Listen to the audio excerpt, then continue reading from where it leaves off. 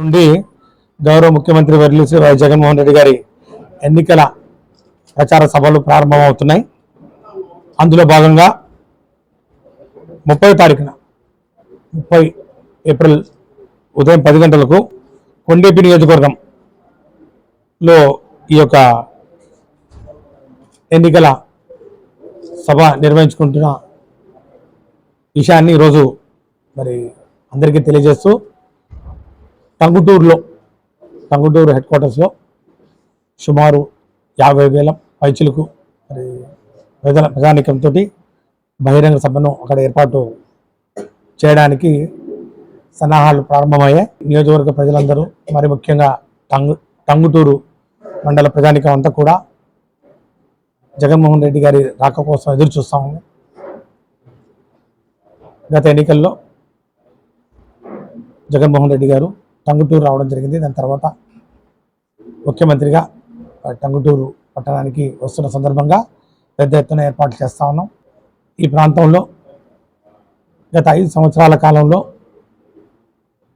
జగనన్న ప్రభుత్వం చేసినటువంటి కార్యక్రమాలు, సంక్షేమ పథకాలు అందరికీ అందాయి.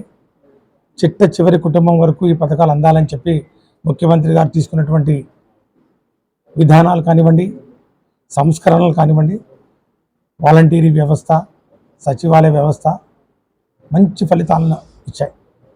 ప్రతి ఒక్కరికి కూడా అర్హులైన ప్రతి ఒక్కరికి కూడా సంక్షేమ పథకాలు అందాయి. ముఖ్యంగా బడుగు బలహీన వర్గాల వారు, దళిత వర్గాల వారు, బీసీ, ఎస్సీ, ఎస్టీ, మైనారిటీలకు అధిక సంఖ్యలో వారి దామాషా కన్నా మించి ఈ సంక్షేమ పథకాలు అందాయని చెప్పి కూడా టంగుటూరు మండలంలో అత్యధికంగా దళిత జనాభా ఉంది. నియోజకవర్గం కొండపి నియోజకవర్గం, ఎస్సీ నియోజకవర్గం సుమారు 65 నుంచి 70 వేల వరకు దళిత పాపులేషన్ ఉంది. మరి అత్యధికంగా టంగుటూరు మండలంలో ఉన్న నేపథ్యంలో అందరూ కూడా పెద్ద ఎత్తున ఈ యొక్క సభకు హాజరవుతూ ఉన్నారు. జగనన్న రాక కోసం ఎదురు చూస్తూ ఉన్నారు.